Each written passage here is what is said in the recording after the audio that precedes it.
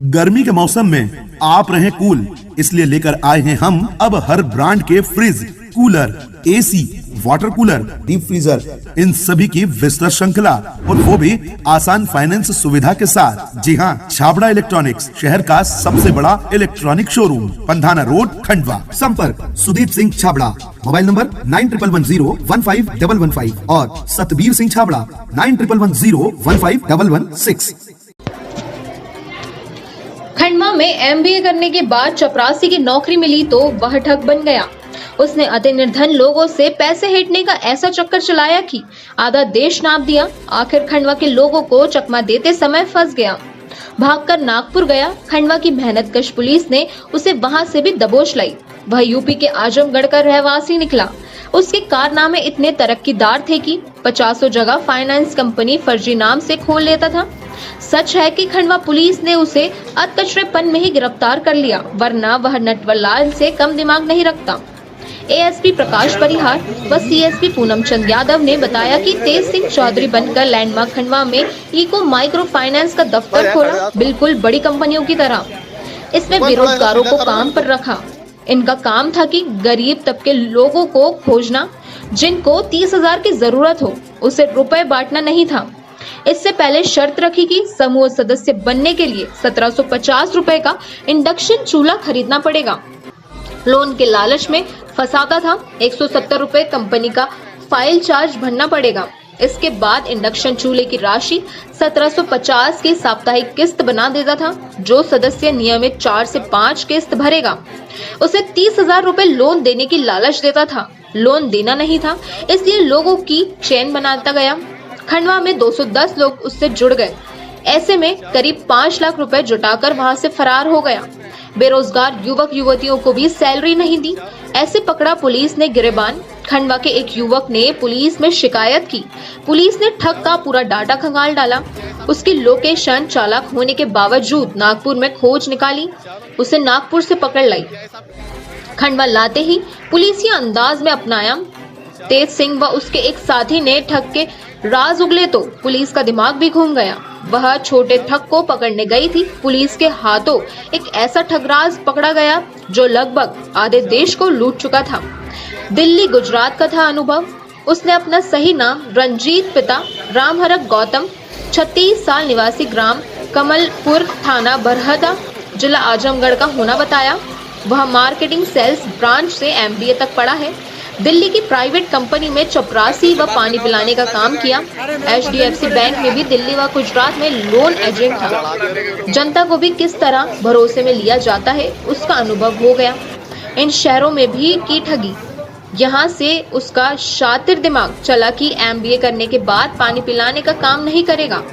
उसे अनुभव के आधार पर दिल्ली, हरियाणा, गुजरात, सागर, रायसेन, इंदौर, आगरा, गाजियाबाद, इटारसी, विदिशा, छिंदवाड़ा, बैतूल, हरदा, बुरहानपुर, नागपुर में फर्जी कंपनी बनाकर हजारों गरीब लोगों से ठगी कर फरार हो गया था।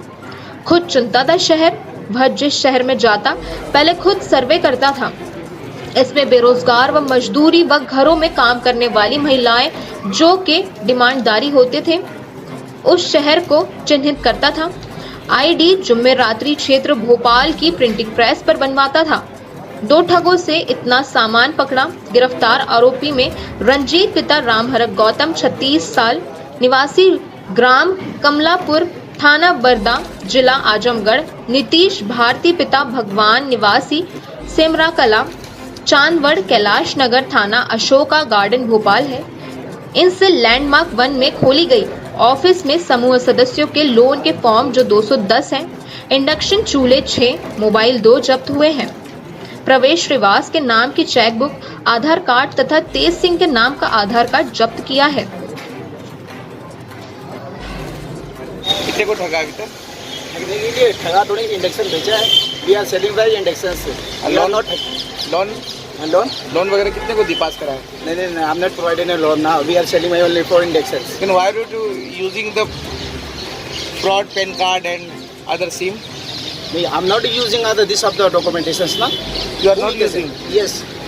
Who is say I am using this documentation? Police said, Mr. Police तो always everything is the same ना. Okay, But I am not using this document है इसमें।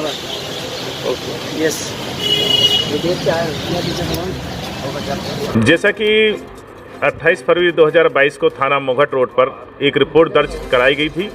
उस रिपोर्ट में शिकायतकर्ता पंकज मालवी, जो सूरजगंज खंडवा के रहने वाले हैं, उनके द्वारा बताया गया कि इको माइक्रो फाइनेंस कंपनी के नाम से लैंडमार्क 1 में एक ऑफिस खुला है और वहाँ पर जो बेरोजगार महिलाओं का समूह बना करके उन्होंने एक फाइनेंस कंपनी खोल रखी है। उस फाइनेंस कंपनी में 30,000 रुपये तक का लोन दिया जाएगा, परंतु लोन प्राप्त करने के लिए जो मेंबर्स बनेंगे उनको 170 रुपये प्रोसेसिंग फ़ीस देना पड़ेगी और उनको 3500 रुपये का जो इंडक्शन चूल्हा होता है वो ख़रीदना होगा, जो कि हम आधी कीमत पर दे रहे हैं और वो भी किस्त में। तो इस प्रकार से इस कंपनी से 210 व्यक्ति जो जुड़े, इन्होंने बाकायदा अपना स्टाफ रखा था, उनको कुछ वेतन भी दिया गया था और वेतन के आधार पर ये काम शुरू हुआ। 210 लोगों की आईडी ली गई, आधार कार्ड लिए गए और उनको इंडक्शन चूल्हा दिया गया 1750 रुपये में किस्तों में। कई लोगों ने उसकी 2-3 किस्तें भर दी और जब किस्त पूरी हो गई तब लोगों ने मांगा कि हमको अब लोन दिया जाए, जैसा कि उनकी शर्त थी। उस शर्त को पूरा कर पाने की जब नौबत आई तब ये मुख्य आरोपी था, ये वहाँ से भाग गया और जाकर के नागपुर में जाकर के उसने दूसरा ब्रांच खोल ली। तो ये रंजीत पिता राम हरक गौतम है, ये यूपी आजमगढ़ का रहने वाला है, कमालपुर थाना क्षेत्र का। तो ये क्या करता था, इनके जो आधार कार्ड, आधार नंबर को लेकर के ये भोपाल स्थित सेमरा नीलवड़ चांदवड़ करके एक जगह है, वहाँ पर नीतेश भारती नाम का व्यक्ति था जो कि इस प्रकार की सिम बना देता था। तो इसने भी प्रतेश के नाम से एक फर्जी आईडी बना ली जो अपने गले में लटका के घूमता था, जबकि वो प्रतेश नहीं था और दूसरा नाम का उपयोग करता था।